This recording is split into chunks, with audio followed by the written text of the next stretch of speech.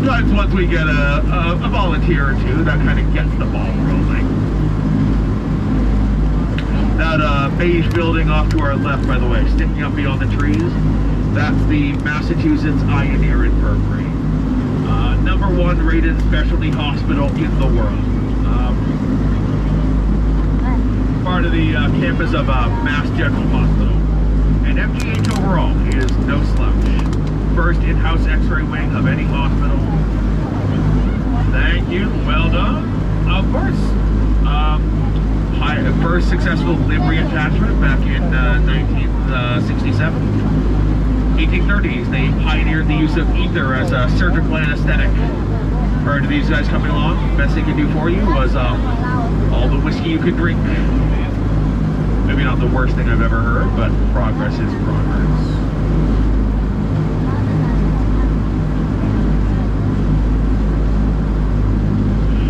By the way, you can't see it yet, but if you kind of keep your gaze peeled off to the left, it's going to come into view beyond the trees very shortly.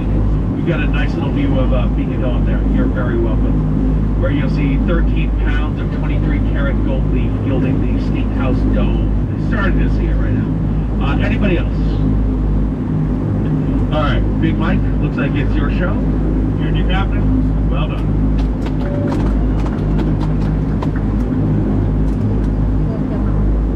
Yeah, not a bad little view. $350,000 worth of gold. Certainly caught my eye when I first showed up here. But you want to know what really got my attention when I showed up here? The Henry Wadsworth Longfellow Bridge, opened in 1916, named for the poet who made Paul Revere a nationally famous name in 1860. One of by land, two of by sea, Paul Revere Drive. Locals sometimes like to call this the Salt and Pepper Bridge because of the shape of those turrets up there. But for me, the real action is closer to the water line.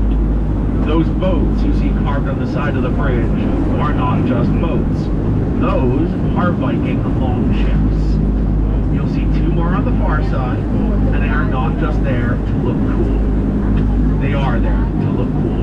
But there is a story behind this, and I will get into it on the way back. There's a few things on the far side of the bridge I think you might want to see first, but definitely going to talk about that.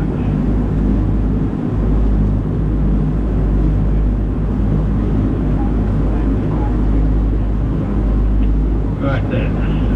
So, as soon as we clear the bridge, Massachusetts Institute of Technology directly off to our right. And if you find yourself wondering which building I'm talking about, not Google. But other than that, pretty much all of them. Alma mater of 44 astronauts and counting, one of whom I am told is up in space literally right now. They stretch out for about a mile along the Cambridge side. They've done pretty well for themselves. Back in Boston, and if you can make out that big red triangle, that is a very famous Citgo sign. Fenway Park, home of the Boston Red Sox. He is immediately to the left of it. Oldest professional baseball stadium in the country. It opened up in 1912. Didn't get too much attention then because the Titanic went down that same week. Kind of a headline hogger. But 9 World Series wins later. We've got some happy memories to show for it there. By the way, there hasn't been a Citgo station anywhere near that for ages. People just really got used to seeing that over the outfield wall whenever the Sox were playing a home game. This is an almost comically sentimental town. It's the only reason that's still there. And this is the Back Bay, the neighborhood that we skirted earlier.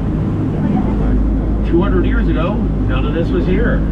Not the buildings, not the ground that they are built on. At its widest point, the Charles River used to be almost 2 miles across.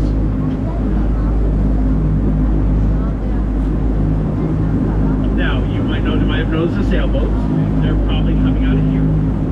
This boathouse here is the oldest public sailing school in the United States. Community Boating Incorporated, opened back in 1946. A couple times a year, they will train a Boston resident between the ages of 10 and 18 in the fine art of sailing for as little as $1 for the entire summer. Obviously, that's not something they can do for everybody, but it's a tremendous opportunity for a lot of kids. Some of you might have played a little bit of a part in it. because when you bought your tickets, whether you bought them in person or online, hopefully an option was presented to you.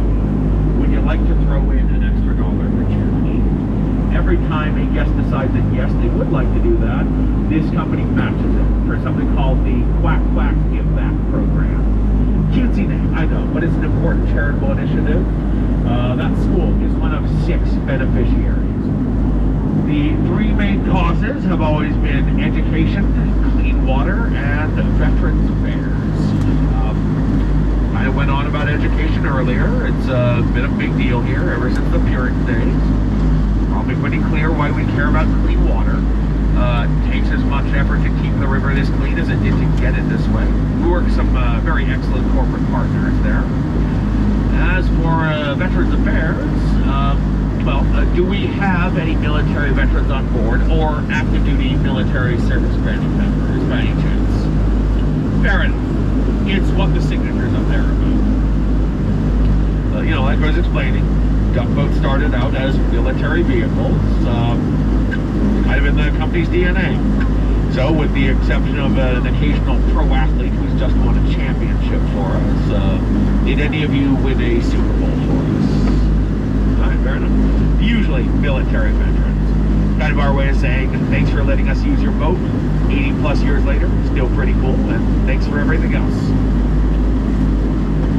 But, if we don't have any of those, let's talk Viking ships. Has anybody here heard the name Leif Erikson before? Alright, fair few of you. Good. I get a little salty occasionally about that name not being more famous. It's a famous name. There's a Leif Erikson Day and everything. But everybody knows who Christopher Columbus was. I'll tell you who Christopher Columbus was. A complete overrated hack. Back in 1492, Columbus sailed the ocean blue. Good for him. But that grade school rhyme is missing a verse about how he sailed around the Caribbean for a while and somehow mistook that for India. Everyone gives him a free pass on that because making it across the Atlantic at all was such a big deal back then. But what if I told you my people pulled off something similar 500 years earlier with Dark Ages technology and they did a better job? That is what I'm telling you, because that's what happened. A lot of what we still know about the Viking Age, Norse mythology, all of that, a lot of it comes from something we call the Icelandic sagas, first put to writing in the 1200s. And it contains 2 stories, the Saga of the Greenlanders and the Saga of Eric the Red. These 2 are basically the same story, just with some differences in tone and detail. It recounts how centuries before the time of writing, right about the year 1000, a Viking longship was blown off course while sailing west for Greenland, the most distant Norse settlement of the day. A couple weeks later, Leif Erikson and crew were all kinds of confused when they sighted North America instead. Did not know that was there. But it's there, they see it, it's big, and they realize this a lot quicker than Columbus, it's new. Nobody's seen this before. Nobody they know of anyway. So they take a good look around. They sail further and further south down the coast until they come to a place that the sagas call Vinland, described as something of a paradise. Green, warm, and verdant. Fine place for people to settle if they can just make it out here. They take a stab at settlement later, but in their initial explorations, one of them stumbles upon something interesting. Wild grapes growing by the vine. I will give you exactly one guess what Vikings did with grapes. That's why they call it Vinland, the land of wine. In the 19th century, academics up here took an interest in these old sagas again, and they got curious about something. How hardy are grapes? How far north would those grow without humans helping it along? Because they reasoned if Vikings saw that, then they must have made it at least that far south. Their guess at the time was this far. And this gave them the theory. Finland and New England are the same place. Vikings were here 1,000 years ago. Their ships were here. So in 1916, they carved stone Viking ships on that bridge to celebrate the real Viking ships, which they believed had been sailing on those same waters about 900 years earlier. Now that is a cool story, but this is a history tour. So the question has to be asked, was any of that ever actually true? Turns out it is a strong, resounding maybe. Were the Vikings ever in New England? You don't know. Maybe. If they were here, we're still looking for the hard evidence to prove that. It is speculation, but it is plausible speculation, because Vikings in North America has been confirmed historic fact for 65 years now. You ever make your way up into Canada, there is a national park about 1,000 miles from here. It's called L'Anse aux Meadows, right at the very northern tip of Newfoundland.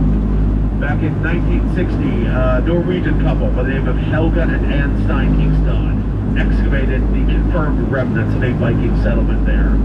So far, it is still the only confirmed site in North America. But they did carbon date it to around the year 1000. My people were here right when the saga said. First known Europeans ever to see this part of the world. Big Mike needs to do another little horn blast. I'll be with you in 1 second.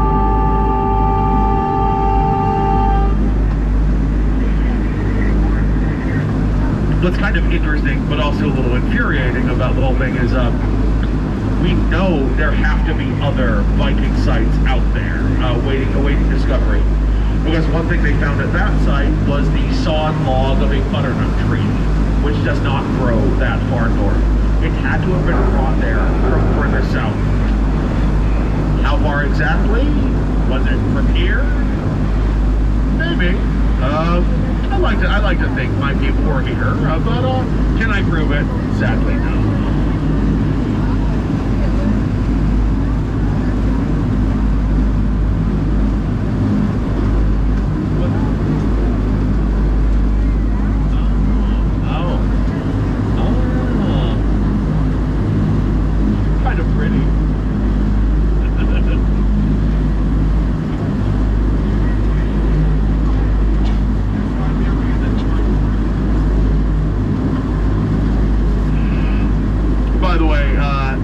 From behind the tree, you'll get a better view of this back on dry land, but if you look up ahead off to your left at about 11 o'clock, you get not a bad little view of the Bunker Hill Monument rising up beyond that highway over in Charlestown. Looks just like the Washington Monument, but I assure you we did not rip off Washington. Our version is 41 years older. Bunker Hill Monument commemorates the Battle of Bunker Hill, June 17, 1775. Bloodiest battle of the entire Revolutionary War. Between 2,200 and 3,000 British soldiers marched up that hill 250 years ago. Managed to capture it from about 700 local militia laying siege to the city, but at the cost of just over 1,000 men dead or wounded. When reinforcements are 3,000 miles away, that is a bloody nose that gets some attention. Oh. Engine going silent is not an issue, but it does mean that the last horn blast is coming up in not too terribly long.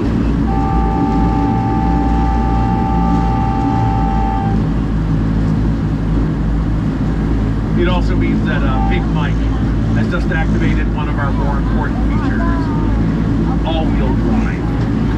Of the 6 wheels down there, it is usually the rear wheels that provide the steering power. That works fine on land, but until we are fully back up under that ramp, those aren't doing us much good back there. Power has been directed to the front wheels as well, because they've got a job ahead of them. When I was joking earlier about this thing being essentially bulletproof, what I meant is solid steel, about a 1/4 inch thick. It's gutsy stuff, but heavy. If this thing was empty, it would still weigh about 29,000 pounds. We are about the opposite of empty right now. 2 wet wheels have to lug all that weight up that equally wet ramp. It's only for a couple seconds until the rear wheels join in. But that still takes a gutsy engine, and it takes some pretty decent tire treads. Let's see how ours are holding up. Well, looks like the right direction so far. And we just ran out of water. That's pretty encouraging. Ladies and gentlemen, we are a bus.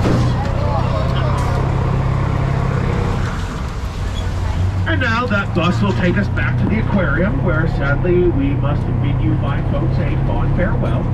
But it's still about 15 minutes off. Not quite out of stuff to talk about just yet. Lynch Family Skate Park, I said I'd talk about that later. That is just shy of 40,000 square feet. A measurement which I am told makes that the largest skating park we have here in New England. It's a claim I kind of have to take at face value, since I have not been on a skateboard personally since I was about 10 years old. And short of a gun to my head, I am not trying that one again. Remember I was telling you about that thing, the Frog Pond, back on Boston Common, how that's a skating rink in the winter? About 12 years ago, my brother talked me into trying that out with him. I don't know how, I'd never been ice skating in my life. Well, maybe it was easier than it looked. It wasn't. It wasn't exactly the most dignified half hour of my life, but still better than the last time I got on a skateboard. The soccer field, that one maybe I can handle. Smallest I've ever seen, and you know what? That speaks to me. When it comes to sports, I have my favorite teams. Who doesn't? But there's a pretty big gulf between watching a game and trying to participate. Even at the purely amateur level, especially if you hate running, which I do. I've known that about myself pretty much my entire life. Given that my knees aren't getting any younger, I seriously doubt I'll wake up with a sudden fondness for it tomorrow. So ordinarily, I think the last time I played soccer was probably the last time my parents made me play soccer, which would put that conservatively at about 30 years ago. But that soccer field, no real running required. One good kick, probably do it. Although to be fair, not wanting to run doesn't completely rule out sports. I've tried a few. You know, it's funny. Didn't really think about it until I saw that bag. Sailing. That's totally a sport. Not really a running sport, but it's a sport. There's also rowing, kayaking, cycling, horseback riding. And I have tried a few. Anyone here ever tried archery? Archery is fantastic. You stand like this. Not run, not walk, you stand. You keep that target at a nice profile. You only have to keep one eye open. Most of us have a dominant hand. We also have a dominant eye that you'd want to use for shooting. It does not always line up with the side of your dominant hand, although it makes it a lot easier if it does. I kind of lucked out that way. Quack, quack. A lot of people, like when they first started, one thing they wonder, unless they're using one of those really fancy compound bows with a sight, they wonder, how do you aim with this thing? You don't. That's the beauty of it. If you're standing right, if you're holding the thing right, pretty much wherever you put that eye, the arrow tends to follow. But for all that, very much a sport. I always say archery is really good for the satisfaction.